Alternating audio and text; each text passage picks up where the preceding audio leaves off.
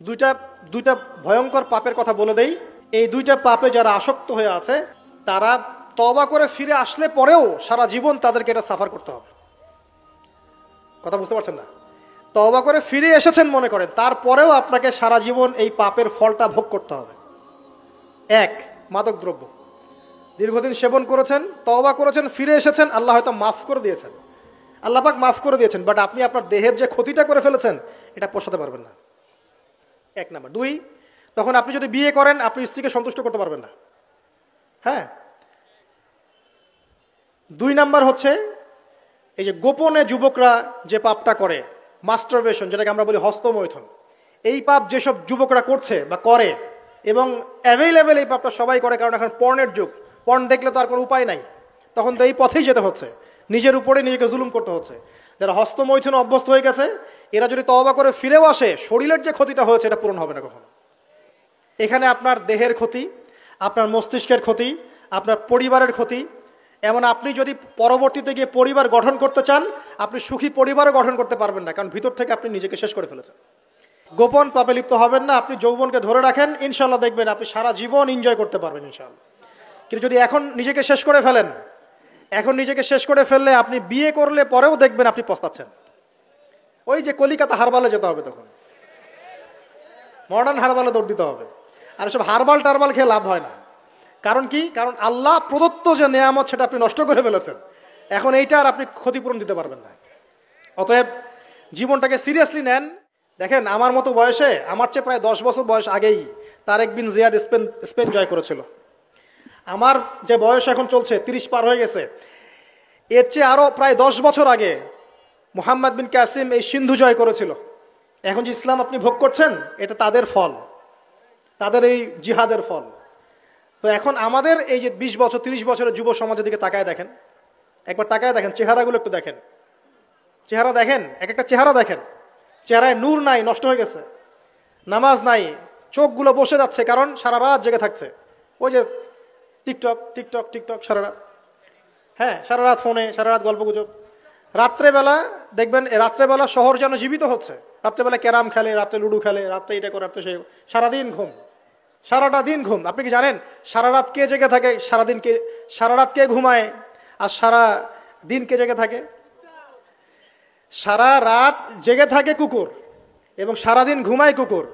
আর দেখবেন আপনি বিড়ালকে দেখবেন, ও কিন্তু রাত্রে ঘুম এবং দিনের বেলা সে অ্যাক্টিভ। পাখিকে দেখবেন, পাখি সন্ধ্যা হলো একদম ঘরে, যেই সূর্য ডুববে পাখি একদম ঘরে, দেখেন না, পাখি ঘরে। আর যেই ফজর হবে পাখি বের হয়ে গেল। আর আল্লাহ রাসূল সাল্লাল্লাহু আলাইহি ওয়াসাল্লাম হয়তো বা এই কারণেই, আল্লাহ ভালো জানেন, তিনি বলেছেন এমন কিছু মানুষ জান্নাতে যাবে যাদের মনটা হবে পাখির মতো। সুবহানাল্লাহ। দেখেন পাখি কি করে, একদম সন্ধ্যা হলো ঘরে ঢুকে গেল, যেই ফজর হবে একদম ফজরের আগে আগে সে বের হয়ে গেল। তো পাখির মতো হওয়ার চেষ্টা করেন, পাখির মতো লাইফস্টাইলে আসেন, এবং সে সারাদিন পরিশ্রম করে রিজিকের জন্য, করে না? আল্লাহ পাক পাখিকে রিজিক দেন কি চাকরির মধ্য দিয়ে না ব্যবসার মধ্য দিয়ে? কিভাবে সে রিজিক পায়? তাওয়াক্কুল, তাওয়াক্কুল, আল্লাহর প্রতি তাওয়াক্কুল। আর তাওয়াক্কুল করে কি সে ঘরে বসে থাকে না রিজিক সার্চ করে, রিজিক তালাশ করে? আপনিও রিজিক তালাশ করেন, আল্লাহ পাক রিজিক দিবে ইনশাআল্লাহ তাআলা। প্রিয় যুবক ভাইরা, আল্লাহর ওয়াস্তে তওবা করেন।